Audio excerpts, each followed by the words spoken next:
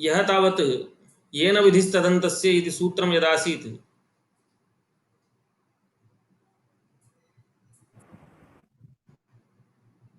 सर्वेषां म्यूट् वर्तते किल एवं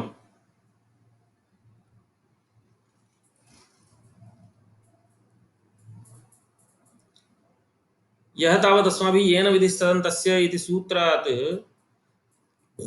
विशेषणं तदन्तस्य संज्ञा स्यात् स्वस्य च रूपस्य इति एतावत्पर्यन्तम् अर्थवर्णनं कृतम्। किमित्युक्ते येन इत्युक्ते यत् शब्देन शब्दस्वरूपं स्वीक्रियते तर्हि यत् शब्दस्वरूपम् उपादाय यो विधिः आरभ्यते सः तस्य तदन्तस्य च भवति इति आसीत् इति एतादृशरीत्या अर्थवर्णनं कृतं। तदेव विशेषणं तदन्तस्य संज्ञा स्यात् स्वस्य च रूपस्य इति। कथमयम् अर्थः लब्धः? यत् शब्देन शब्दस्वरूपं स्वीकृतं तर्हि येन इत्युक्ते येन शब्दस्वरूपेण यः विधिः भवति नाम यत् शब्दस्वरूपम् उपादाय यो विधिः भवति इति एतादृश अर्थः वर्णनीयः। येन इति करणे तृतीया आसीत्। तर्हि तद्वारा किं जातं? करणे तृतीया इत्युक्ते करणं भवति व्यापारवत् असाधारणकारणम् इति।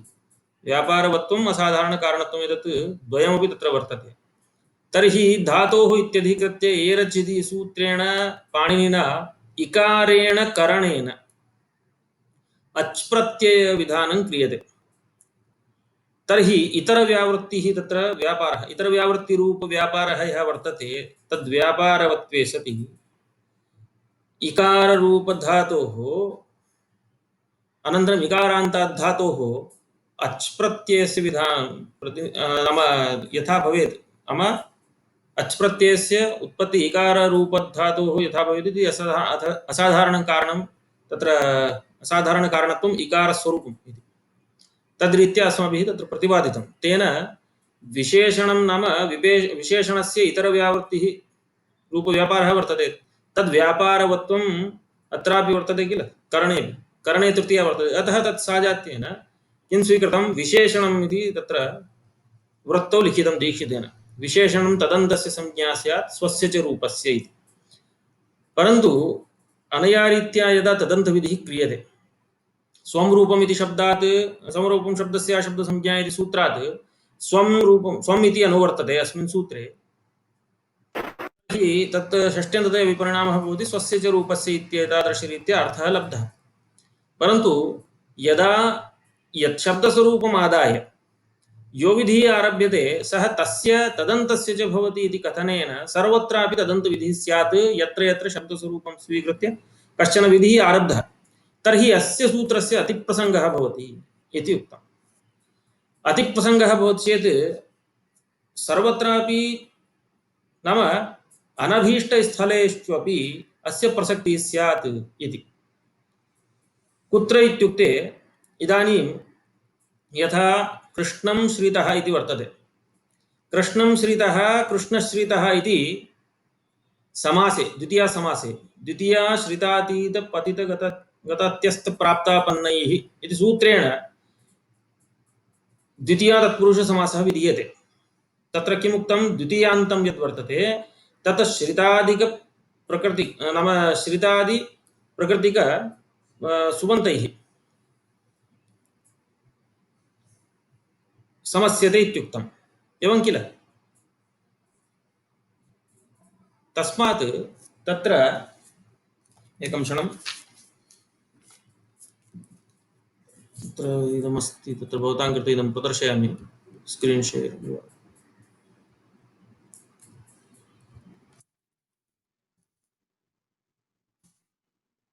द्वितीयाश्रितातीत पतित गतात्यस्त प्राप्तापन्नैः इति वर्तते। पश्यन्तु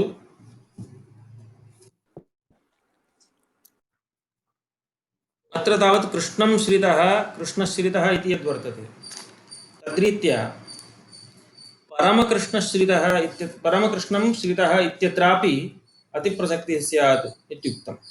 द्वितीयान्तं श्रितादिप्रकृतिकैः सुबन्तैः समस्यते इति एवम्। अतः अत्र यथा कृष्णं श्रित अत्र तावत् कृष्ण इति कृष्णम् इति द्वितीयान्तं स्वीक्रियते खलु, द्वितीया इति वर्तते प्रत्ययग्रहणे तदन्ताग्राह्य, तर्हि द्वितीयान्तम् इति आगतं। श्रितादिप्रकृतिकैः सुबन्धैः समस्यते इति वर्तते। तद्रीत्या नाम द्वितीयान्तं शब्दस्वरूपम् आदाय उपादाय यो विधिरारभ्यते सः तदन्तस्यापि, द्वितीयान्तस्य यः समासः उक्तः सः द्वितीयान्तान्तस्यापि भवितुमर्हति इति हेतोः परमश्च असौ कृष्णश्च परमकृष्णः तं परमकृष्णं श्रितः अत्रापि समासस्य प्रसक्तिः स्यात्। एवमेव श्रितादिप्रकृतिकसुबन्धैः इत्युक्तं किल, तर्हि श्रितान्तादिप्रकृतिकैः, श्रितादिप्रकृतिकैः इत्यपेक्षया श्रितान्तादिप्रकृतिकैः सुबन्तैः समासः स्यात् द्वितीयान्तस्य इत्यपि अर्थः वर्णयितुं शक्यते तदन्तविधिः गृह्यते चेत्। तर्हि तत्र किं भवति, यथा अत्र परमकृष्णं श्रितः इत्यत्र न भवति इति उक्तं, तद्वत् कृष्णम् उपश्रितः इत्यत्रापि न भविष्यति। कृष्णम् उपश्रितः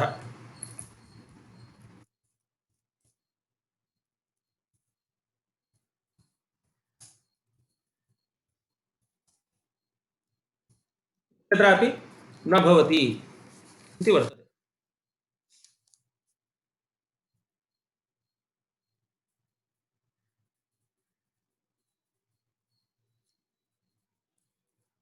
अनन्तरम् एवमेव इदानीं पश्यन्तु, नडादिभ्यः फक् इति वर्तते। नडशब्दात् विधीयमानः फक् यः वर्तते सः नडान्तस्य नाम यत् शब्दस्वरूपम् उपादाय, इत्युक्ते नड इति शब्दस्वरूपम् उपादाय यः विधिः नाम फक् विधिः आरभ्यते सः तस्य तु भवति नड इत्यस्य, तदन्तस्यापि भवति इत्युक्ते सूत्रनड इति शब्दः वर्तते तदन्तस्यापि स्यात् इत्युक्ते सूत्रनडस्य गौत्रापत्यम् इत्यत्रापि नडादिभ्यः फक् इति फक् प्रसज्येत इति एतादृशदोषः भवति इति हेतोः वार्तिकं तत्र आरब्धं।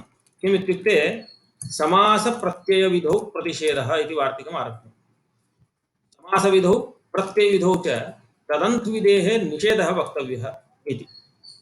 तत्र समासश्च प्रत्ययश्च समासप्रत्ययौ तयोः विधिः समासप्रत्ययविधिः तस्मिन् समासप्रत्ययविधौ प्रतिषेधः नाम निषेधः वक्तव्यः कस्य, तदन्तविधेः इति पूर्वस्मात् तत्र अनुसज्यते। नाम सूत्रमस्ति इति हेतोः तत्र तदन्तविधेः प्रतिषेधः उच्यते इति वर्तते।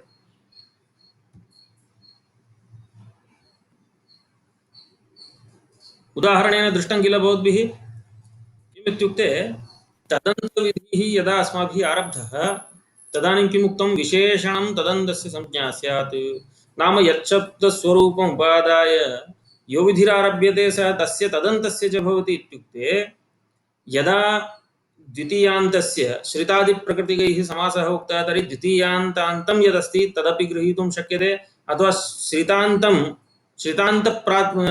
श्रितान्तप्रकृतिकैः पीपीटी न दृश्यते इति वा, पीपीटी दृश्यते किल, इदानीमेव दर्शितं मया, पुनरपि प्रदर्शयिष्यामि, चिन्ता नास्ति। तत्र श्रितान्तप्रकृतिकैः सुबन्तैः द्वितीयान्तं समस्यते इत्यपि गृहीतुं शक्यते, यदि तत्र शब्दस्वरूपं गृहीतं किल, तर्हि तत्र अतिप्रसङ्गः भवति सूत्रस्य इति हेतोः अतिप्रसक्तिः मा भूत् इति कृत्वा अत्र समासविधौ प्रतिषेधः वक्तव्यः इति। अनन्तरं द्वितीयं किम् अस्ति, समासविधौ प्रत्ययविधौ च, प्रत्ययविधौ अपि क्लेशः, नाम तदन्तविधेः प्रतिषेधः प्रत्ययविधौ अपि वक्तव्यः। कथम् इत्युक्ते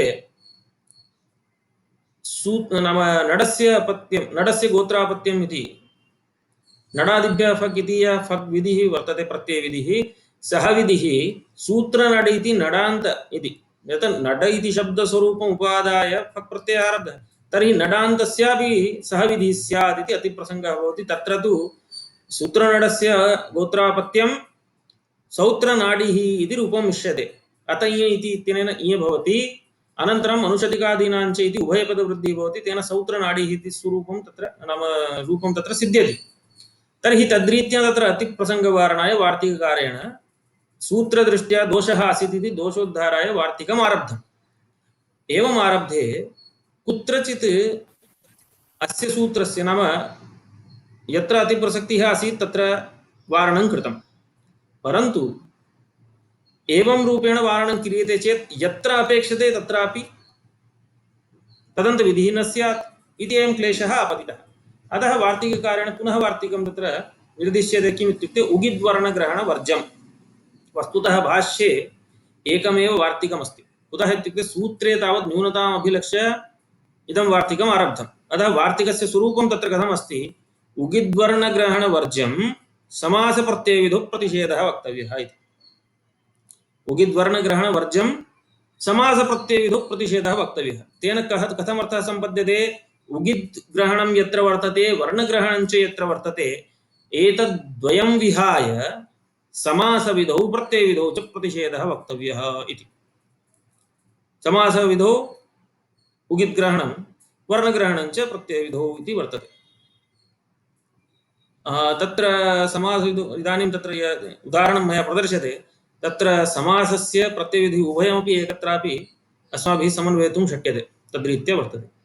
अनन्तरम् उगिद्वर्णग्रहणवर्ज्यम् इत्यत्र कथम् इत्युक्ते, यथा तत्र अस्माभिः प्रदर्शितं समासश्च प्रत्ययश्च समासप्रत्ययौ तयोः विधिः समासप्रत्ययविधिः तस्मिन् समासप्रत्ययविधौ प्रतिषेधः वक्तव्यः। तेन कथमर्थः सम्पद्यते, समासविधौ प्रत्ययविधौ च।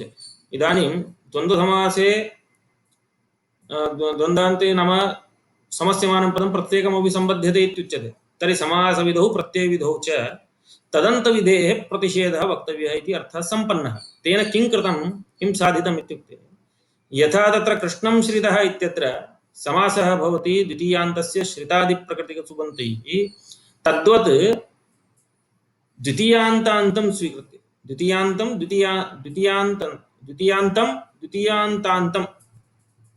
नाम कृष्णम् इति द्वितीयान्तं, परमकृष्णम् इति द्वितीयान्तान्तं, तस्य श्रितादिप्रकृतिकैः समासः न भवति। एवमेव द्वितीयान्तं श्रितादिप्रकृतिकैः समस्यते इत्युक्ते श्रितान्तप्रकृतिकैः उपश्रित इति द्वितीय उपश्रितम् इत्यादिभिः कृष्णम् इति द्वितीयान्तं न समस्यते इति फलं तत्र सिद्ध्यति।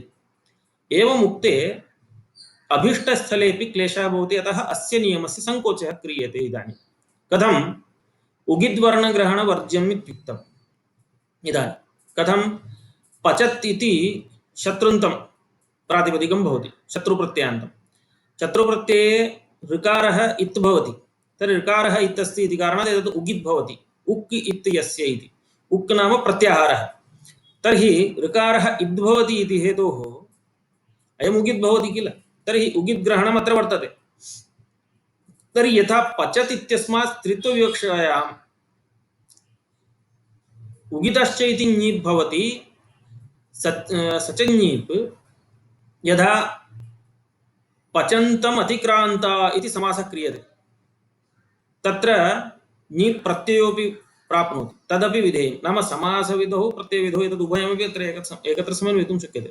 पचन्तम् अतिक्रान्ता इत्यत्र अयं ञीप् विधिः न स्यात् इति। यतोहि समासः वर्तते, तदन्तग्रहणस्य प्रतिषेधः वक्तव्यः, परन्तु तदन्तस्य नाम अतिपचन्तम् इति तदन्तं भवति किल, तर्हि तस्यापि ग्रहणं भवति।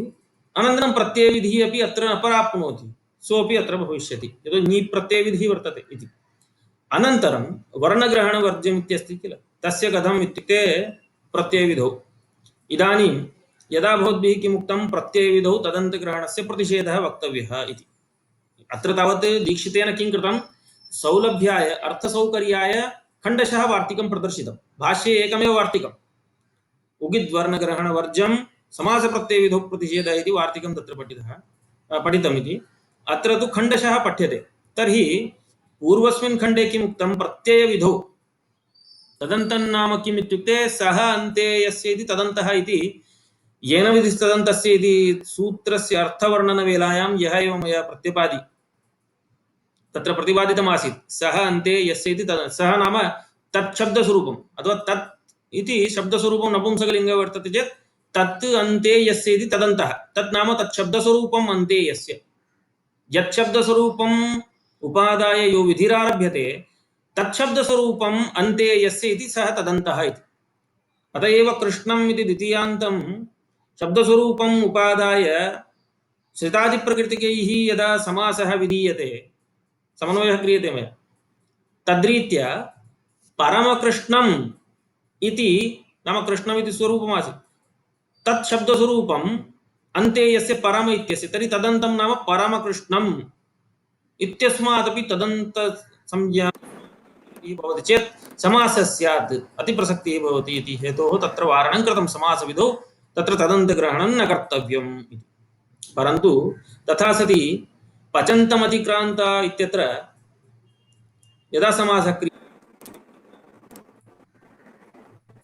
अत्यादयः क्रान्ताद्यर्थे द्वितीयया इति तत्र क्लेशः भवति नीप् न सिद्ध्यति नीप् तावत् तत्र साधनीय समासः तत्र भवत्येव अनन्तरं वर्णग्रहणवर्ज्यम् इति अस्ति किल तत्र वर्णग्रहणविषये किमस्ति इदानीं प्रत्ययविधौ तदन्तग्रहणं नास्ति तर्हि अत इय इति सूत्रमस्ति उदाहरणं किम् अस्माभिः लिख्यते तत्र सामान्यतया दाक्षिः इति उदाहरणं दीयते प्रसिद्धम् उदाहरणं दक्षस्य अपत्यं पुमान् दाक्षिः इति परन्तु पश्यन्तु वर्णग्रहणे यदा तदन्तनिषेधः वर्तते तर्हि तस्य उदाहरणं किं स्यात् अस्यापत्यम् इहि इति अदन्तं नाम षष्ट्यन्तप्रकृतिकसुबन्तात् षष्ट्यन्त पचतु इति पचत् इति वर्तते प्रातिपदिकं पचत् इति प्रातिपदिकं तत्र पचतु इति नास्ति तत्र षष्ट्यन्त अत इत्यनेन किमुच्यते षष्ट्यन्तप्रकृतिकं यददन्तं प्रातिपदिकं तत्र अकारः इति व्यपदेशे उद्भावेन उक् इति प्रत्याहारः उकारादारभ्य ककारपर्यन्तं ऋलुक् इति सूत्रमस्ति किल तत्र ऋकारः अन्तर्भवति एवञ्च अस्यापत्यम् इहि इत्यत्र षष्ट्यन्तप्रकृतिकं यत् सुबन्तं तदन्तात् इति उच्यते तर्हि अ इति तु वर्णमात्रमस्ति व्यपदेशोद्भावेन तदन्तत्वं स्वीक्रियते सः अन्यविषयः परन्तु अत्र अतञ्य इति विधीयमानः प्रत्ययः यतो हि किमुक्तं प्रत्ययग्रहणे तदन्त नाम प्रत्ययविधौ तावत् तदन्तग्रहणं न कर्तव्यं तर्हि तदन्तग्रहणं न कर्तव्यम् इत्युक्ते अकारः तत्र गृहीतः तर्हि अस्यापत्यम् इति स्यात् इति तु सिद्ध्यति तत्र क्लेशः नास्ति परन्तु दक्ष इति अदन्तं प्रातिपदिकं भवति षष्ट्यन्तप्रकृतिकं दक्षस्य अपत्यम् इति षष्ट्यन्तप्रकृतिकम् अदन्तं प्रातिपदिकम् इदं वर्तते एवं तर्हि अदन्तं प्रातिपदिकम् अस्ति इति हेतोः अत्र यदि तदन्तविधेः निषेधः उच्यते प्रत्ययविधौ तर्हि यत्र वर्णस्य ग्रहणं कृतं तत्र दक्षस्य अपत्यं पुमान् दाक्षिः इति रूपं न सिद्ध्यति केवलं तत्र किं स्यात् अकारः इति अकारं नाम वर्णं गृहीत्वा तत्र प्रत्ययः उक्त अतञ्य ह्रस्व अकारान्त प्रकृतिकात् इय प्रत्ययः भवति षष्ट्यन्तप्रकृतिकात् इति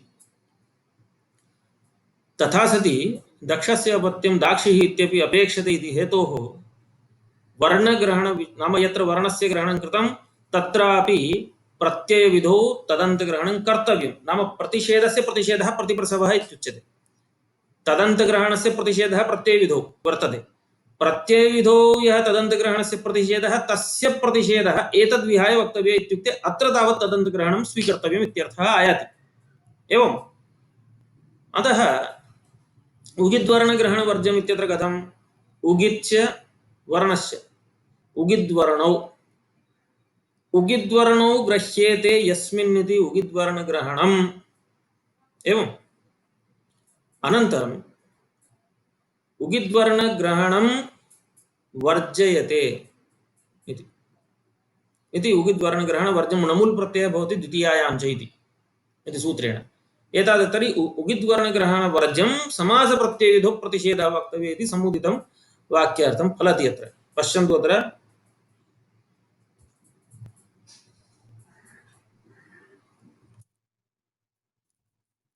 उगिद्वर्ण उगिच्च वर्णश्च उगिद्वर्णौ गृह्येते यस्मिन् तद् उगिद्वर्णग्रहणं वर्जयते इति उगिद्वर्णग्रहणवर्जम् इति उगिद्वर्णग्रहणं वर्जयित्वा इत्यर्थः नाम यत्र उगिद्ग्रहणं कृतं यत्र च वर्णग्रहणं कृतं तद्द्वयं वर्जयित्वा समासविधौ प्रत्ययविधौ च प्रतिषेधः वक्तव्यः प्रकृते पश्यन्तु पचन्तम् अतिक्रान्त अतिपचन्ति इति रूपम् इष्यते ञिविधिरपि अपेक्षते अनन्तरं समासः अत्र कृतः खलु तर्हि ञिविधि तर्हि उगितस्य इति उगिनन्तात् प्रातिपदिकात् नी भवति इत्युक्तं। तर्हि उगित् प्रातिपदिकम् इदं भवति पचन्तम्। उगिदन्तं प्रातिपदिकं तदन्तं यत् प्रातिपदिकम् उगिदन्तान्तम् इति अतिपचत् इति भवति। तर्हि अतिपचत् इत्यस्मात् इदानीं नीप् कर्तव्यं तदपि सिद्ध्यति। अतिपचत् नीप् इति अतिपचन्ति इति रूपं भवति। एवं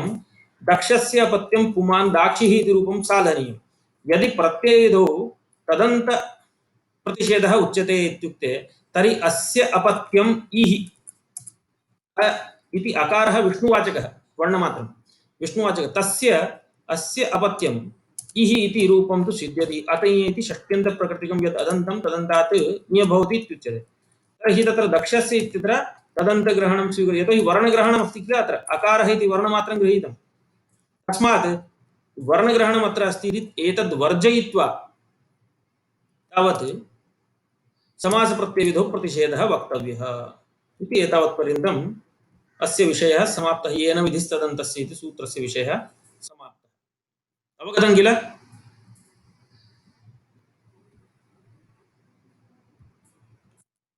स्पष्टं वर्तते इति मन्ये। इदानीं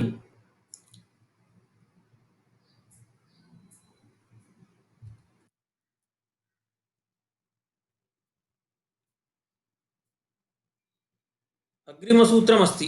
इदानीं संज्ञाप्रस्तावः किल संज्ञाप्रकरणम् इति। अतः एतावत् किं कृतं सर्वत्रापि किञ्चित् लिङ्क् नाम परस्परं पूर्वापर्यम् आसीत् सूत्रेषु सर्वत्रापि।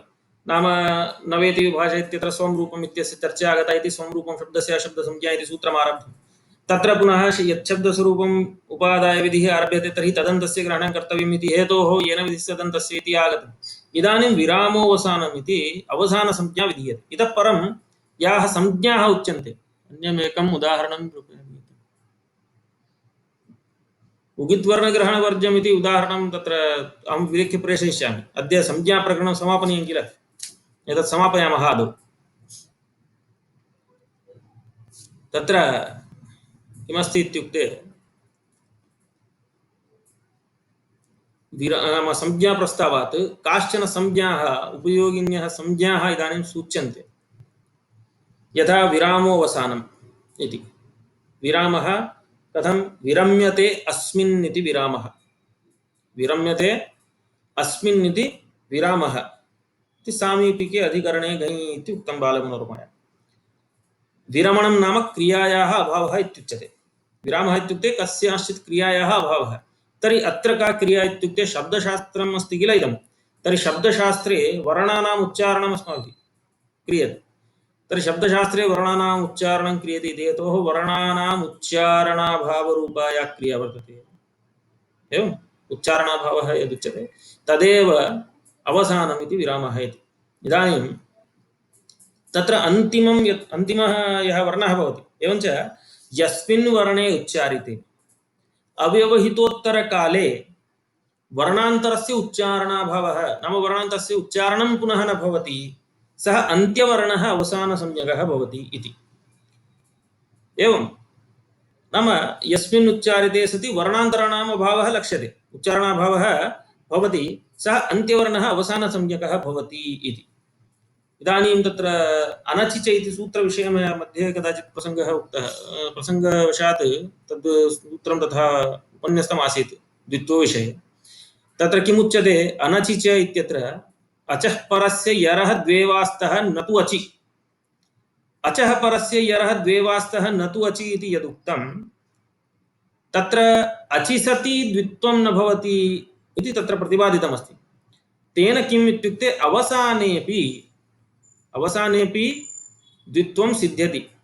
तेन वाक् इति अनन्तरं रामात् इति पञ्चम्यां रामात् इति भवति किल तत्र रामात् इत्यत्रापि तकारस्य द्वित्वम् उच्यते तद्वयम् अवसाने। एतदेव फलं तत्र अनचिच इत्यत्र अचि सति न भवति इति प्रसज्यप्रतिषेधस्य तत्सर्वं यदा तत्र पठामः अत्सन्धिप्रकरणे तदानीम् इतोपि स्पष्टं भविष्यति। अतः अवसानं नाम अन्तिमवर्णः यः भवति ततः परम् अव्यवहितोत्तरकाले वर्णान्तरस्य उच्चारणं न भवति तदानीं तस्य अन्त्यवर्णस्य अवसानसंज्ञा उच्यते इति अत्र वर्तते। अनन्तरम् इदानीं तर्हि एवं स्यात्,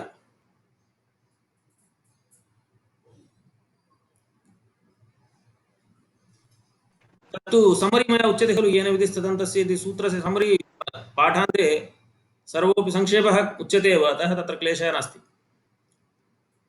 इदानीम्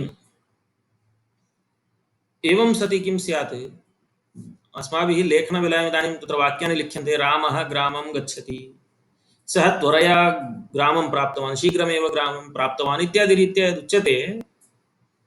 तर्हि इदानीं भवतां किम् आसीत्, यत्र विरमणं भवति, वर्णानाम् उच्चारणाभावः यत्र लक्ष्यते तत्र अन्तिमवर्णस्य अवसानसंज्ञा, तर्हि पूर्णविरामः अस्माभिः वाक्ये स्थाप्यते किल, ततः परं पुनः वाक्यं भवत्येव। परन्तु तस्य तात्पर्यं किम्, अव्यवहितोत्तरकाले इति। अव्यवहितोत्तरकाले इत्यनेन अर्धमात्राकालात् परम् अधिकव्यवधानेन यदा उच्यते तदानीं तत्र एकं वाक्यं सम्पन्नं, क्रियासमाप्तिः भवति, तद्रीत्या अस्माभिः तथा स्वीक्रियते। एवम् अन्यथा एकं वाक्यम् इत्युक्ते इदानीं पूर्णविरामः, रामः ग्रामं गच्छति, फुल् स्टाप्, अवसानं नाम फुल् स्टाप् इति उच्यते खलु, विरामः, विरामचिह्नं तत्र दीयते, पूर्णविरामः। अनन्तरं द्वितीयं वाक्यम् आरभ्यते, तत्र किञ्चित् कश्चन कालः मध्ये तस्य व्यवधानं भवति, कश्चित् कालः तत्र अस्माभिः स्वीक्रियते, ततः परं द्वितीयं वाक्यम् आरभ्यते इति अस्ति। अतः प्रथमवाक्यात् नाम तत्र अवसानं भवति, तत्र पूर्णविरामः, लेखनदृष्ट्या तद् उच्यते मया इदानीम्, एवम् अनन्तरं तत्र इदं प्रयुज्यते च, अतः अन्त्यवर्णस्य अवसानसंज्ञा इति उच्यते। अत एव तत्त्वं नास्ति रामात् इति अस्ति उच्यते, एवं किल, रामात् विना तत्त्वं नास्ति इति रामात् इति अन्तिमे प्रयुक्तं चेत् तत्र तकारद्वयं प्रयोक्तुं शक्यते, अवगतं वा? यतोहि संस्कृते ओर्डर् नास्ति किल, यथा आङ्ग्लभाषायां ही गोस् टु मार्केट्, तर्हि तद् रेट् किल्, केट् किल्स् रेट् इति वर्तते, ओर्डर् परिवर्त्यते चेत् रेट् किल्स् केट् इति तत्र अन्यथा अर्थः भवति। संस्कृते तथा नास्ति, रामः ग्रामं गच्छति, ग्रामं गच्छति, रामः इत्यादि रीत्या, अथवा रामः वनं यानं गच्छति, यानं वनं गच्छति, वनं यानं गच्छति इति कथञ्चित् उच्यते चेदपि अस्माकम् अर्थे भेदः न भवति संस्कृते, ओर्डर् समस्या नास्ति किल। तर्हि इदानीं रामात् इति द्वित्वं साधनीयं, कृष्णात् नास्ति परं तत्त्वम् इति अस्य यथा उच्यते, तत्र परं तत्त्वं नास्ति कृष्णात् इति यदा कृष्णात् इति अन्ते उच्यते, कृष्णात् परं तत्त्वम् अहं किमपि न जाने इति यथा वर्तते, तर्हि तत्र तत्त्वं किमपि नाहं जाने परं कृष्णात् इति वाक्यं प्रयुक्तं चेदपि स एव अर्थः। तर्हि कृष्णात् इति यदा अन्ते प्रयुज्यते तर्हि तकारस्य तत्र द्वित्वं कर्तुं शक्यते, अनसि च इति अवसानसंज्ञायाः इदं तात्पर्यं भवति। तर्हि इदानीं किम् आयातं, वर्णानाम् उच्चारणाभावः यत्र लक्ष्यते ततः परं नाम अव्यवहितोत्तरकालेन वर्णान्तरं नोच्चार्यते चेत् तदानीं नाम किञ्चित् अधिकं व्यवधानं स्वीकृत्य वाक्यान्तरम् उच्चार्यते इति तात्पर्यम्। अस्तु, परस्सन्निकर्षसंहिता इति संहितासंज्ञा इदानीम् उच्यते। सन्निकर्षो नाम सन्निधिः, अतिशयितः सन्निधिः, वर्णानाम् अतिशयितः, परः नाम अतिशयितः इत्युच्यते, परः इति शब्देन अतिशयितः इति उच्यते। तर्हि अतिशयितः सन्निकर्षः नाम सन्निधिः संहितासंज्ञः भवति इत्युच्यते। तर्हि वर्णानाम् अतिशयितः सन्निधिः संहितासंज्ञः इत्युच्यते चेत् वर्णस्य उपरि वर्णान्तरं न प्रयुज्यते अस्माभिः, अतीव सन्निहितम् उच्चार्यते चेत्, तथा न। अर्धमात्राकालिकव्यवधानं तत्र स्यादेव, अर्धमात्राकालिकव्यवधानं तत्र सोढव्यमेव, अन्यथा वर्णात् द्वितीयः वर्णः कश्चन, वर्णात् परं पुनः अपरः वर्णः उच्चारणीयश्चेत् तत्र कश्चन कालः अपेक्षते, अन्यथा वर्णस्य उपरि वर्णस्य उच्चारणं न सम्भवति। अतिशयितः सन्निधिः अर्धमात्राकालिकव्यवधानम् अवश्यं भवत्येव, सुलभं नाम स्वाभाविकं तत् इति। अत्र तारे जमीन् पर इति चित्रं बहुभिः दृष्टं स्यात् वा, बहुभिः। तत्र यः बालकः भवति, यदा स बोर्ड् मध्ये अध्यापकः लिखति किमपि श्यामफलके, तदानीं तस्य नर्तनं भवति वर्णानां, सः उच्चारयितुं न पारयति। कुतः? अतीव सन्निहिततया तेन दृष्टं कथम् उच्चारणीयम् एकस्मात् वर्णात् परं द्वितीयवर्णः झटित्येव कथम् उच्चारणीयम् इति तद्वत् स गडगडगड इति किमपि करोति एवं किल तदुदाहरणं भवति अतः अर्धमात्राकालिकव्यवधानं तेन नानुभूतं छात्रेण अतः स वर्णान्तरम् उच्चारयितुं क्लेशम् अनुभूतवान् नाम एते वर्णाः मया कथं पठनीया जबगडदश इति पठनीयं चेत् जबगडदश इति अर्धमात्राकालिकव्यवधानं यत् सुलभतया आगच्छति तत् तेन नानुभूतम् इति क्लेशः तस्य छात्रस्य आसीत् अतः स वक्तुं नापारयत् किञ्चित् अत्र तावत् किं भवति संहितायाम् अतिशयितः सन्निधिः अस्ति चेदपि अर्धमात्राकालिकव्यवधानं तत्र भवत्येव अन्यथा वर्णानाम् उच्चारणमपि कर्तुं क्लेशः तावता शीघ्रतया एवम् अनन्तरम् अपरा संज्ञा वर्तते अग्रे पदसंज्ञा सुप्तिङन्तं पदं सुबन्तं तिङन्तं च पदसंज्ञं स्यात् इति उक्तं तत्र सुप् च तिङ च सुप्तिङौ अन्ते यस्य तत् सुप्तिङन्तं नाम सुबन्तं तिङन्तं इति प्रत्येकं वक्तव्यं सुबन्तं तिङन्तं च पदसंज्ञं स्यात् सुबन्तस्य विषये वक्तव्यं चेत् सुप् इत्युक्ते रामः इति परिष्ठितं अस्माभिः प्रयुज्यते लोके एवं तर्हि राम इति अनन्तप्रातिपदिकात् सुप् प्रयुज्यते सु इति अन्ते यस्य सुप् इत्युक्ते प्रत्याहारः न केवलं सुप् सप्तमी बहुवचनमिति ञो सुप् इति न सु इत्यारभ्य सुप् पर्यन्तं ग्राह्यं तिङ् इत्यनेनापि ति तिप्तसि इत्यारभ्य इड्वहि महिङ् इति 18 प्रत्ययाः समुच्चयन्ते तेषां तत्र प्रत्याहारः वर्तते तिङ् इति तर्हि सुप्तिङन्तौ इति वक्तव्यं सुबन्तं तिङन्तं च एवं सुप् च तिङ च सुप्तिङौ इति द्वन्द्वसमासः अनन्तरं बहुव्रीहि वक्तव्यः सुप्तिङौ अन्ते यस्य इति सुप्तिङन्तं पदं भवति इति सुबन्तं पदं भवति तिङन्तं च पदं भवति इति रामः इति सुबन्तस्य उदाहरणं तिङन्तस्य पठति गच्छति इत्यादि उदाहरणं पठ इति धातुः ततः तिङ् अन्ते प्रयुज्यते एवञ्च तिङ् अन्तिप् नाम तत्र तिङ् इति वर्तते किल तर्हि तिङ् अन्ते यस्य इति पठधातोः तत् स्वरूपं तिङन्तं यत् स्वरूपमस्ति तस्य पदसंज्ञा उच्यते इति वर्तते सुप्तिङन्तं पदम्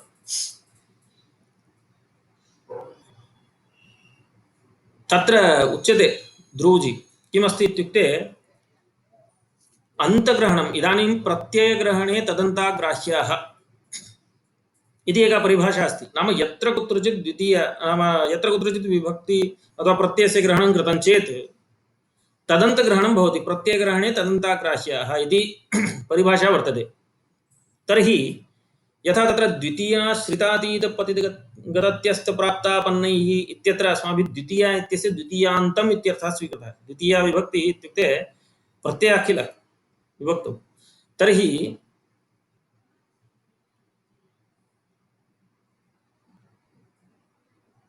क्षणमेकं रङ्गप्रियन् महोदय किम् उक्तम्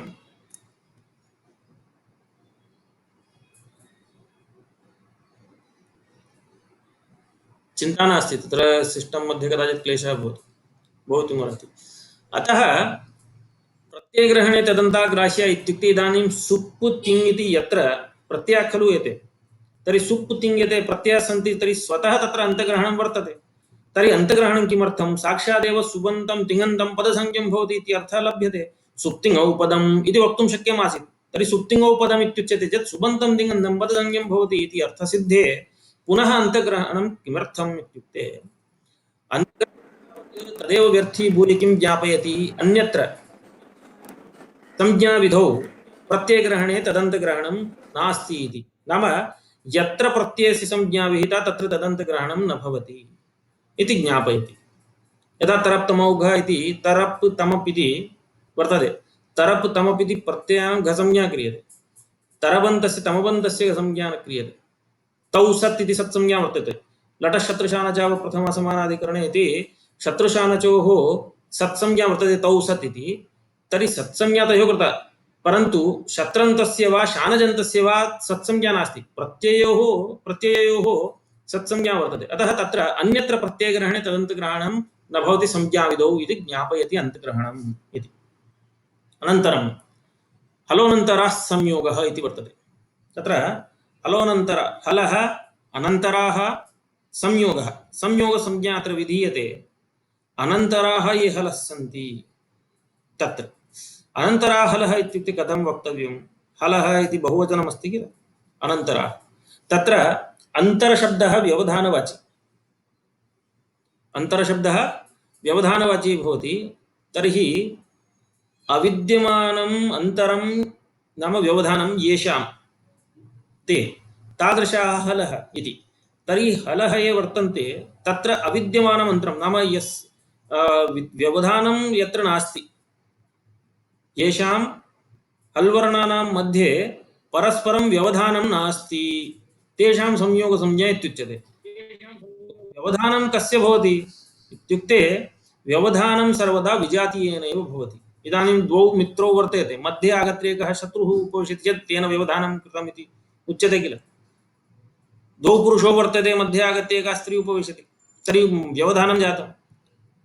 द्वे स्त्रियौ वर्तेते, तत्र मध्ये आगत्य पुरुषः उपविशति, व्यवधानं जातं। नाम व्यवधानं सर्वदा विजातीयेनैव भवति इति। तर्हि अत्र हल् इति काचित् जातिः किल, काचित् जातिः नाम हल् तु जातिः वर्तते। हल् तु जातिः इत्युक्ते हकारादारभ्य हल् इति पर्यन्तं सर्वे वर्णाः आगताः, शेषधर हल् इति व्यञ्जनवर्णाः। तर्हि एतेभ्यः विजातिः किं, विजातिः कः वर्णः भवति? अज्वर्णः, ते भवन्ति अज्वर्णाः। तर्हि अज्वर्णैः अव्यवहिताः नाम यत्र अज्वर्णैः व्यवधानं नास्ति येषां हल्वर्णानां, तेषां संयोगसंज्ञा उच्यते इत्यर्थः आगच्छति। तदेव स्वीकृत्य लिखितं वृत्तौ अज्भिः अव्यवहिताः हलः संयोगसंज्ञा स्युः इति। तर्हि तत्र कश्चन प्रश्नः भवति, अज्भिः अव्यवहिताः हलः इति तु अस्माभिः तत्र प्रतिपादितं। किम् इत्युक्ते तत्र अविद्यमानम् अन्तरं येषाम् अनन्तराः इति। यथा तत्र अविद्यमानः पुत्रः अपुत्रः इत्युच्यते, विद्यमानपदस्य लोपः भवति बहुव्रीहिसमासः। तद्वत् नयः अस्त्यर्थानां बहुव्रीहिवाच्य वाच उत्तरपदलोपः इति वार्तिकेन अत्रापि अविद्यमानम् अन्तरं येषां ते इति नाम नयर्थकः भवति खलु। अतः न अन्तरम् इति आगच्छति, अनन्तरम् इति भवति। अनन्तराः इति हलः, अनन्तराः हलः संयोगसंज्ञा स्युः इति। अत्र बहुवचनग्रहणमस्ति हलः इति। तर्हि भवतां प्रश्नः भवेत्, अत्र हलः इति बहुवचनग्रहणात् किं तत्र यत्र बहूनां हलाम् अज्वर्णैः व्यवधानं नास्ति तत्रैव संयोगसंज्ञा भवति चेत्, यत्र त्रयः वा तदधिकाः हलः संयुक्ताः अव्यवहिताः तत्रैव संयोगसंज्ञा भवति। तर्हि रक्त वर्ण इत्यादिषु स्थलेषु यत्र हल्द्वयमेव अस्ति तत्र कथं संयोगसंज्ञा न भवति वा इत्युक्ते तत्रापि संयोगसंज्ञा भवति। तत्र हलः इत्यत्र अस्माभिः एवं विग्रहः क्रियते, हलौ च हलश्च हलः इति एकशेषः। संज्ञा रङ्गप्रियं महोदय, संज्ञा बह्व्यः सन्ति। तत्र मया गणना नैव कृता, अष्टाध्यायीक्रमरीत्या मया गणना नैव कृता, बह्व्यः संज्ञाः सन्ति। तत्र गणनां कृत्वा वक्तुं शक्यते। इदानीं भवतां कृते एतत् प्रदर्शयामि, पश्यन्तु। रक्त इति वर्तते, तत्र रेफः अनन्तरं ककारः, अनयोर्मध्ये संयोगः भवितुं नार्हति विजातीयेन अकारेण नाम अज्वर्णेन व्यवधानमस्ति। परन्तु ककार तकारयोस्तु परस्परं संयोगसंज्ञा वर्तते। कुतः इत्युक्ते अत्र व्यवधानं मध्ये नास्ति, अनयोर्मध्ये विजातीयेन व्यवधानं नास्ति इति व्यवधानं नास्ति। अनन्तरं बहूनां हलां तत्र द्रष्टव्यं चेत् कृत्स्नम् इत्यत्र पश्यन्तु। कृत्स्नम् इत्यत्र अनुपूर्वी ककार ऋकार तकार सकार नकार अकार मकार इति वर्तते। तत्र तकार सकार नकार इति वर्तते। इदानीम् एतेषां संयोगसंज्ञा परस्परम् अस्ति। तर्हि तकार सकार नकार अनयोरपि वक्तुं शक्यते, द्वयोः द्वयोः अपि वक्तुं शक्यते, त्रयाणां तु अस्ति एव इति। द्वयोः कथं वक्तुं शक्यते इति प्रश्ने इदमेव समाहितं। नाम हलाम् इति हलः इति बहुवचनमस्ति किल, तर्हि कथम् इत्युक्ते हलौ च हलश्च हलः इति एकशेषः कृतः। हलौ च हलश्च हलः एकशेषं विधाय तत्र हलः इत्युक्तम्। एतत् स्वरूपम् आगतं। हलः अनन्तराः संयोगसंज्ञा स्युः। तत्र किञ्च महासंज्ञा इयं भवति। एवम्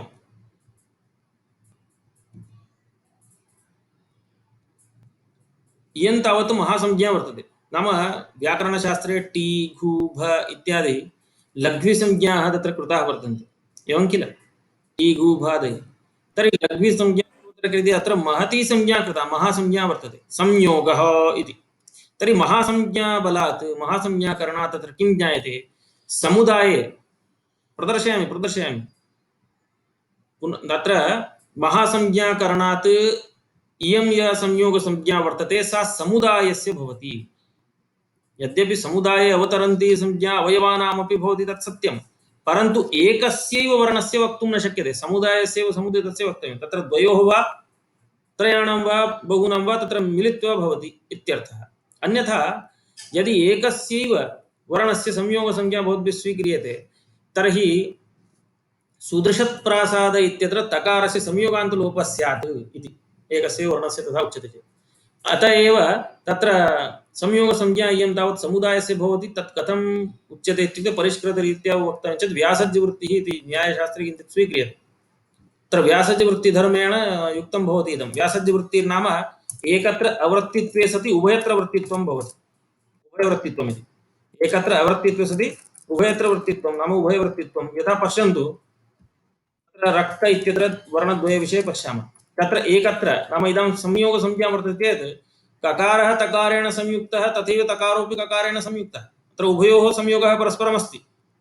न केवलं तत्र ककारे संयोगः अस्ति नापि केवलं तकारे। तर्हि एकत्र नाम ककारे अवृत्तित्वे सति अथवा तकारे अवृत्तित्वे सति उभयत्र नाम ककार तकारयोः वृत्तित्वम् अत्र वर्तते। एवमेव प्रकृते तकार सकार नकार इत्यत्र एकत्र तकारे वा सकारे वा नकारे वा अवृत्तित्वे सति तकार सकार नकार इति सर्वत्र नाम उभयवृत्तित्वम् इति वक्तव्यं। व्यासज्यवृत्तिधर्मेण इदं युक्तं भवति। अत एव तत्र द्वयोः हलोः अपि तथा सिद्ध्यति अनया रीत्या संयोगसंज्ञाविषये अपि प्रतिपादितम्। अनन्तरं ह्रस्वं लघु लघुसंज्ञा। ह्रस्वं यद्भवति इत्युक्ते इदानीम् अकारः ह्रस्वः इकारः ह्रस्वः यत् उच्चार्यते तस्य लघुसंज्ञा वर्तते। अनन्तरं स एव ह्रस्वः यदि संयोगसंज्ञा उक्ता खलु पूर्वम्, अतः स एव ह्रस्वः संयोगपरत्वेन अस्ति चेत् तस्य गुरुसंज्ञा भवति। संयोगः परत्वेन अस्ति इत्युक्ते संयुक्तवर्णः। इदानीं रक्त इत्यत्र मया प्रदर्शितमासीत्, तत्र रक्त इत्यत्र रेफात् परं यः अकारः सः अकारः दीर्घः भवति, ह्रस्वः न भवति। कुतः? क्त इति ककार तकारयोः संयोगः परत्वेन अस्ति इति हेतोः। अतः सः दीर्घः भवति नाम गुरुः भवति, गुरुसंज्ञकः। अनन्तरं दीर्घं च गुरुसंज्ञं स्यात्। नाम ह्रस्वं लघुसंज्ञकं भवति, संयोगे तु ह्रस्व एव गुरुसंज्ञकः भवति, अनन्तरं दीर्घम् अपि गुरुसंज्ञं भवति इति एतादृशरीत्या संज्ञाप्रकरणं समाप्तम् इति। आहत्य अत्र अस्माभिः 33 सूत्राणि पठितानि। एवं तत्र पुनः अपि इदानीं सारः उच्यते सर्वस्यापि पाठस्य। किमित्युक्ते येन विधिस्तदन्तस्य इति सूत्रं यदासीत् तत् सूत्रं किमर्थम् आरब्धम्? अत्र शब्दशास्त्रे यत् शब्दस्वरूपम् उपादाय यो विधिरारभ्यते स तस्य भवति इति तु सिद्धं, परन्तु तदन्तस्यापि ग्रहणं कर्तव्यम् इति। अतः तदन्तस्यापि ग्रहणं यथा स्यात् तदर्थं तत्र येन विधिस्तदन्तस्य इति सूत्रम् आरब्धम्। आरब्धे कथं तत्र विशेषणं तदन्तस्य संज्ञा स्यात् स्वस्य च रूपस्य इति अर्थः आनीतः। कथं स अर्थः भवति इत्युक्ते येन इत्यनेन, येन इत्युक्ते यच्छब्दात् तृतीया, करणे तृतीया भवति सा। एवं यच्छब्दात् तृतीया, तर्हि यच्छब्दस्वरूपम् उपादाय यो विधिरारभ्यते तर्हि येन शब्देन यो विधिरारब्धः इत्यर्थः। तर्हि तस्य भवति नाम तच्छब्दस्वरूपस्य भवति, तदन्तस्य नाम तच्छब्दस्वरूपान्तस्य च भवति इति अर्थः तत्र आगतः। तर्हि विशेषणं तदन्तस्य संज्ञा स्यात् इति अर्थः कथं वर्णितः इति। तर्हि करणे तृतीया इत्युक्तं। करणं तावत् परतन्त्रं भवति किल, कर्तृधीनं भवति। कर्ता च अत्र शास्त्रकर्ता पाणिनिः। तर्हि पाणिनिः किं करोति? धातोः इत्यधिकारे इकाररूपकरणेन धातोः अच् प्रत्ययं विदधाति तर्हि इतरव्यावृत्तिः नाम करणम् इत्युक्ते व्यापारवत् इति उच्यते एवं किल अत्र विशेषणम् इति कथम् अर्थः आनीतः इति विशेषणस्य यथा इतरव्यावृत्तिः व्यापारः वर्तते कश्चन तर्हि व्यापारवत्वमेव अत्र स्वीकृत्य विशेषणम् इति उक्तम् तर्हि करणं नाम व्यापारवत् असाधारणं कारणम् इति अस्माभिः प्रतिपादितमासीत् यथा रामेण बाणेन हतो बाले इत्यत्र बाणः भवति करणं तत्र शरीरस्य द्वे दिभवनानुकूलव्यापारवत्वे सति अथवा व्यापारवान् वर्तते अथवा शरीरस्य चर्मच्छेदनानुकूलव्यापारवान् अयं बाणः किं करोति असाधारणं कारणं भवति प्राणवियोगानुकूलव्यापारं प्रति इति एतादृशं नाम तत् फलं किल तत् फलं प्रति असाधारणं कारणम् इति हननक्रियां प्रति असाधारणं कारणं भवति इति सुलभतया वक्तव्यम् तद्रीत्या अत्र विशेषणस्य किं कः व्यापारः इत्युक्ते इतरव्यावृत्तिः तर्हि इकाररूपधातोः पाणिनिः अच् प्रत्ययं विदधाति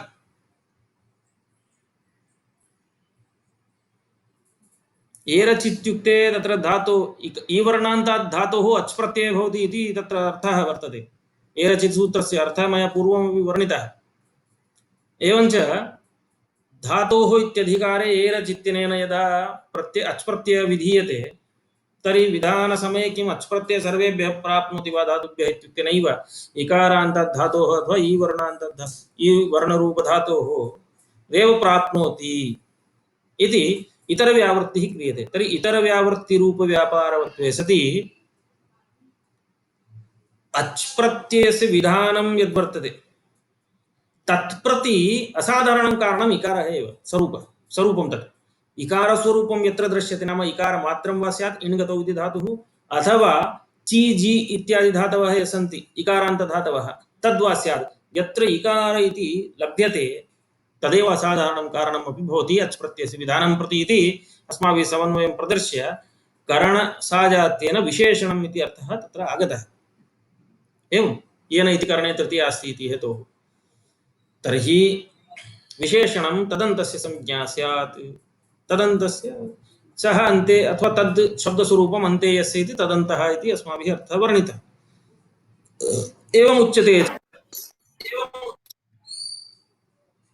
एवमुक्ते सति क्लेशः भवति कुत्र अस्य सूत्रस्य अतिप्रसङ्गः भवति समासविधौ प्रत्ययविधौ च अतः एतादृशी न्यूनताम् उपलक्ष्य वार्तिककारेण वार्तिकं विरचितम् अस्य सूत्रस्य अतिप्रसङ्गः मा भूत् अनपेक्षितस्थले तदन्तग्रहणं मा भूत् इति कुत्र इत्युक्ते समासविधौ प्रत्ययविधौ च तर्हि समासप्रत्ययविधौ प्रतिषेधः इति वार्तिकमारब्धम् कथं समासविधौ इत्युक्ते यथा तत्र द्वितीयाश्रितातीत इत्यादि समासः नाम कृष्णं श्रितः इत्यत्र यथा विधीयते स च समासः कृष्णं श्रितः कृष्णश्रितः इति तु भवति परन्तु परमकृष्णं श्रितः इत्यत्र समासः न भवति परमकृष्णं श्रितः इत्यत्र यतोहि कृष्णम् इति द्वितीयान्तं शब्दस्वरूपम् अन्ते परम इत्यस्मात् तादृशस्य श्रितादिप्रकृतिकैः समासः न भवति एवमेव द्वितीयान्तं यदस्ति कृष्णं तस्य उपश्रित इति श्रितान्तप्रकृतिकप्रातिपदिकैरपि समासः न भवति इत्यादि रीत्या तत्र अर्थः वर्ण्यते चेत् अतिप्रसङ्गः वारयितुं शक्यते अन्यथा शब्दस्वरूपं यदा स्वीकृत्य समासविधिः आरब्धः तत्र तदन्तस्यापि भवति इत्युक्ते द्वितीयान्तस्य यथा सिद्ध्यति तर्हि द्वितीयान्तान्तस्यापि सिद्ध्यति श्रितादिप्रातिपदिकैः साकं श्रितादिप्रकृतिकैः सुबन्तैः समासः भवति द्वितीयान्तस्य तद्वत् श्रितान्तप्रकृतिकैः सुबन्तैः इत्यपि वक्तुं शक्यते अनन्तरं प्रत्ययविधौ कुत्र इत्युक्ते नडस्य गोत्रापत्यं नाडायनः इति भवति तद्वत् सूत्रनडस्य गोत्रापत्यम् इत्यत्रापि नडादिभ्यः फग् इति प्रसज्येते कुतः नड इति शब्दस्वरूपम् उपादाय यः फग्विधिः आरब्धः सः फग्विधिः तस्य नाम नडस्य भवति नडान्तस्यापि भवति इति कृत्वा तत्तु नेष्टं सूत्रनडस्य गोत्रापत्यं सौत्रनाडिः इति अपेक्षते अतः तत्र अनेन वारणं क्रियते वार्तिकेन परन्तु एवमुक्ते यत्र समासविधौ प्रत्ययविधौ च तदन्तग्रहणं क्वचिदपेक्षते सर्वत्र प्रतिबद्धम् अतः यत्र सर्वत्र प्रतिषिद्धमस्ति तस्य प्रतिषिद्धस्य पुनः प्रसवः क्रियते अनन्तरवाक्येन उगिद्वर्णग्रहणवर्ज्यम् वस्तुतः एतद् वाक्यद्वयमस्ति वार्तिकद्वयम् एकमेव वार्तिकं तत्र भाष्ये वर्तते, एतत्तु अत्र तु खण्डशः प्रतिपादितं तावदेव। तत्र स्वरूपं कथमस्ति? उगिद्वर्णग्रहणवर्ज्यं समासप्रत्ययविधौ प्रतिषेधः वक्तव्यः। एवम् उगिद्ग्रहणं वर्णग्रहणं च वर्जयित्वा समासविधौ प्रत्ययविधौ च तदन्तविधेः प्रतिषेधः वक्तव्यः इति आयातम्। तर्हि उगिद्वर्णग्रहणवर्ज्यम् इति उक्तं। किमर्थं तथा आरब्धम् इत्युक्ते यदा समासविधौ भवद्भिः निषेधः क्रियते तर्हि उगिदन्तात् प्रातिपदिकात् विधीयमानः ञि प्रत्ययः उगितश्च इति सूत्रेण स च यथा पचत् इत्यस्मात् उगिदन्तात् प्रातिपदिकात् भवति तद्वत् अतिपचत् पचन्तम् अतिक्रान्त इत्यस्मिन् अर्थे अतिपचत् इत्यस्मात् न भवति। तत्र च अपेक्षते, समासः तत्र वर्तते। अनन्तरं प्रत्ययविधिरपि अस्ति। पुनश्च प्रत्ययविधौ अन्यदेकम् उदाहरणं नाम वर्णविषये वर्णग्रहणं वर्ज्यम् इत्यस्ति किल। वर्णग्रहणं वर्ज्यम् इत्युक्ते कथं? प्रत्ययविधौ प्रतिषेधः वक्तव्यः तदन्तग्रहणस्य। तर्हि अत इय इत्यनेन सूत्रेण षष्ट्यन्तप्रकृतिकं यत् सुबन्तम् अदन्तं भवति तस्मात् प्रत्ययः विधीयते इत्युक्ते अवर्णमात्रं यत्र लभ्यते अस्यापत्यम् इति। अह इत्युक्ते वासुदेववाचकः अकारः। ततः तु इय प्रत्ययः सिद्ध्यति वर्णमात्रात्। परन्तु यत्र अदन्तं नाम दक्ष इति अदन्तं यद् वर्तते षष्ट्यन्तप्रकृतिकं सुबन्तं ततः तदन्तग्रहणस्य निषेधः किल प्रत्ययविधौ। तर्हि इय प्रत्ययः न स्यात्, इय प्रत्ययविधिः न स्यात्, इष्यते च। अतः वर्णग्रहणवर्ज्यम् इत्यपि उक्तं। वर्णग्रहणमत्र अस्ति, अकारः अत इय इत्युक्ते अकारमात्रं तत्र गृहीतम्। अतः वर्णग्रहणमस्ति इति हेतोः वर्णग्रहणे प्रत्ययविधौ तदन्तग्रहणस्य प्रतिषेधः नास्ति इति उभयत्रापि अस्माभिः नाम समन्वयः कृतः साधितः। नाम तस्य आदौ क्रमः कथं? तदन्तविधेः अतिप्रसङ्गः आगतः, तस्मात् समासविधौ प्रत्ययविधौ प्रतिषेधः उक्तः। प्रतिषेधे उक्ते अनपेक्षितस्थलेपि तदन्तग्रहणस्य प्रतिषेधः जातः इति पुनः तस्य नियमस्य संकोचः क्रियते, प्रतिप्रसवः क्रियते। तस्मात् किं भवति? इदानीं उगिद्वर्णग्रहणवर्ज्यम् इति वार्तिकमपि आरब्धं। तत्र मध्ये कः प्रश्नः? आचार्यः काव्यकक्षा अस्ति, साम्प्रतं विरमामि, क्षम्यताम्। अस्तु।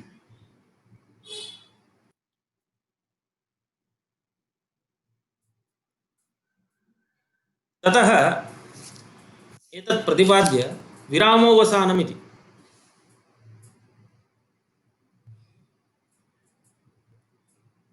तत्र कः प्रश्नः? अलोन्त्यस्य इति सूत्रात् कः भेदः? कस्य अलोन्त्यस्य इत्यत्र किम् उक्तं? षष्ठीनिर्दिष्टस्य अन्त्यस्य अलः आदेशः भवति, सः विषयः भिन्नः किल। यत्र षष्ठीनिर्देशः वर्तते तत्र अन्त्यस्य आदेशः भवति। संयोगान्तस्य लोपः इत्यस्ति। एवं तर्हि संयोगान्तं यत् पदं तदन्तस्य लोपः स्यात् इत्युक्ते पदस्य इत्युक्ते लोपः वक्तुं न शक्यते किल। तर्हि संयोगान्तं यत् पदं तदन्तस्य लोपः स्यात्, संयोगान्तस्य पदस्य लोपः स्यात् इति अर्थः वर्ण्यते।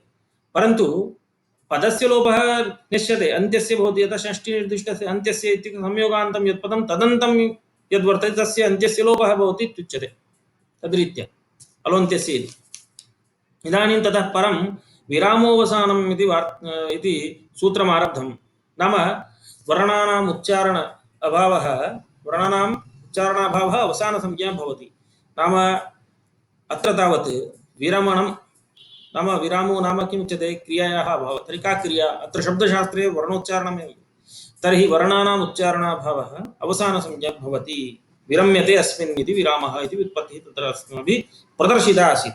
अनन्तरं तस्मात् यस्मिन् वर्णे उच्चारिते सति वर्णान्तरस्य उच्चारणाभावः लक्ष्यते ततः परम् अव्यवहितोत्तरकाले, तर्हि तत्र विरामः अवसानसंज्ञा भवति अन्त्यस्य वर्णस्य। एवम् अनन्तरं तेन रामात् इत्यादिषु द्वित्वं सिद्ध्यति इत्यादिकम् अपि निरूपितम्। अनन्तरं परः सन्निकर्षः संहिता इति। परः सन्निकर्षः संहिता। पर इति शब्देन किमुच्यते? परः इत्युक्ते अतिशयितः। सन्निकर्षः नाम सन्निधिः। तर्हि अतिशयितः सन्निधिः वर्तते केषां वर्णानां, वर्णानाम् अतिशयितः सन्निधिः संहिता संज्ञा स्यात् इति।